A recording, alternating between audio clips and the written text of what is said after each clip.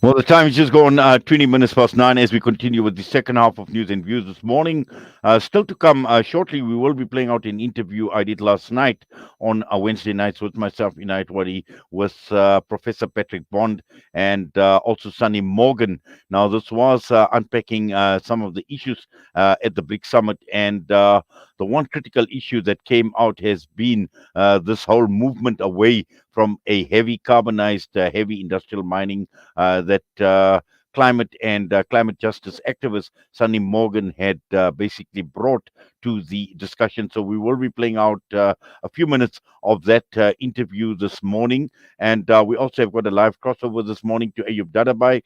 He is a regular visitor, and also he's going to be operating this up and coming tour with Salam Media to Masjid al Aqsa, an educational and a spiritual tour. And also later on in the program, featuring our women in media with Salam Media in this month of August with Salma Patel. So all of that to come on the show this morning. Stay with us. But right now, let's listen to what had taken place last night in our discussion with Sunny Morgan and Professor Patrick Bond. I wonder about the power dynamic inside the BRICS relationship. One has to question how valuable is the relationship to South Africa, and what's driving that relationship. Because I'm sure the bigger partners get a lot more out of it. I was struck by the comparison today. You know that India landed a robot on the moon. You know, their rover on the moon today. In South Africa, we can't keep our trains on the track. So this comparison between it's not a comparison of equals. So we must be painfully aware that we are not in that relationship as equal partners. And what do we bring? So I want to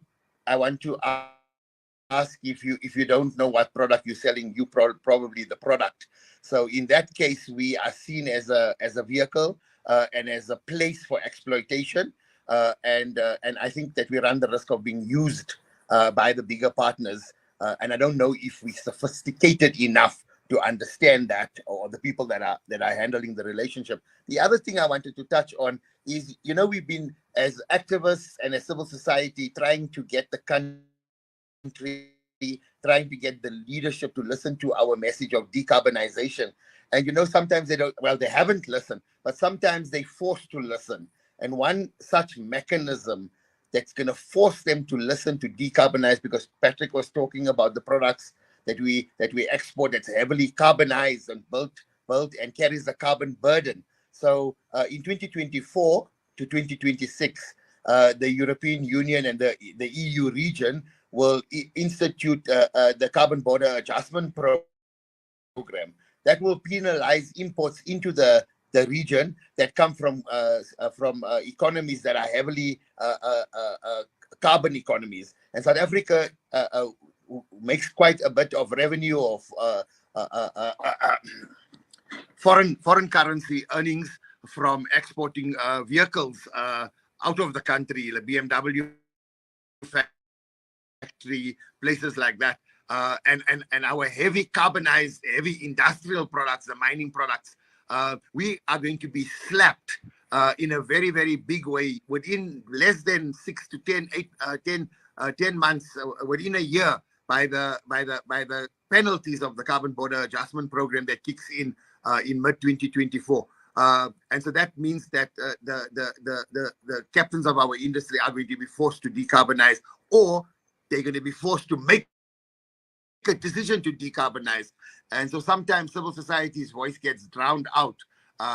But the worst parts of capitalism will then force them, if they want to be competitive, to decarbonize. So this is one of the issues that we're looking at as climate activists, is how do we use these opportunities that present themselves. And I'm not sure that there's a solution within BRICS for that, because we don't know they haven't indicated or they haven't given us any markers to make us believe that they are going to be doing the right thing by the climate.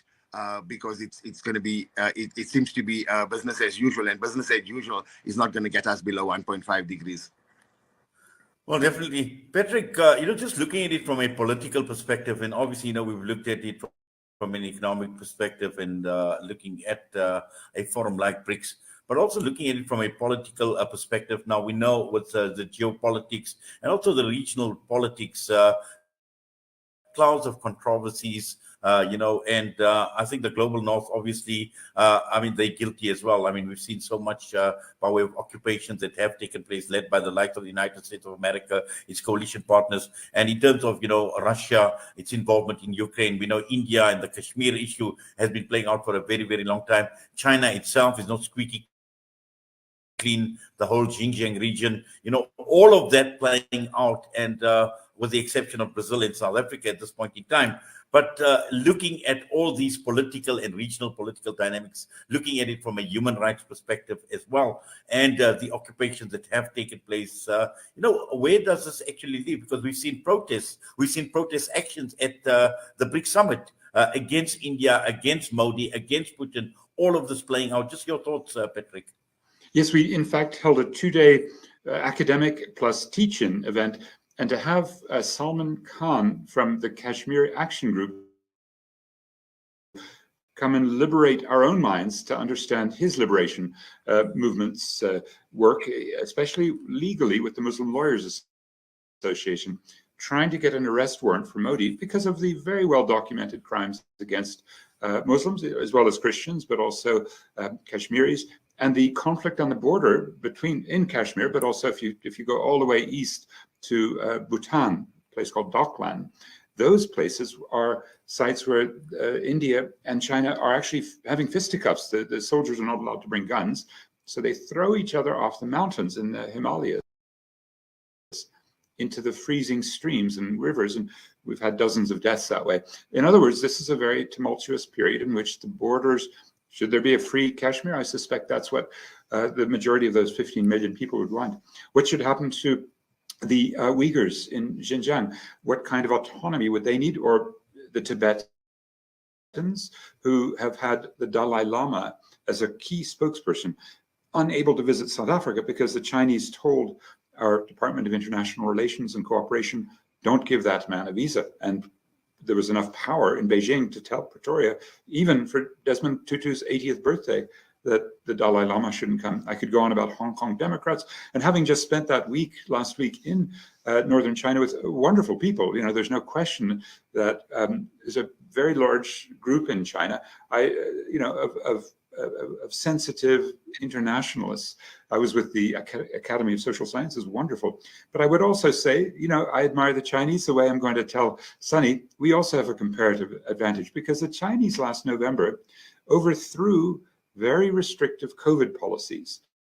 There was basically a zero tolerance system, which became so intolerable for the working class and some of the middle class that they went into the streets and actually forced Xi Jinping to make a U-turn on his COVID policy. I was extraordinarily impressed. And I think, Sunny, you'd agree that our comparative advantage in South Africa is protest. And we saw that with probably about 1,000 people circulating through today. And it was a wide variety of the issues of people who wanted to free Kashmir, or basically the Bangladeshis said, footstep to Sheikh Hasina, the unpopular president who's visiting. We had the Biafra community here promoting independence for the eastern side of Nigeria.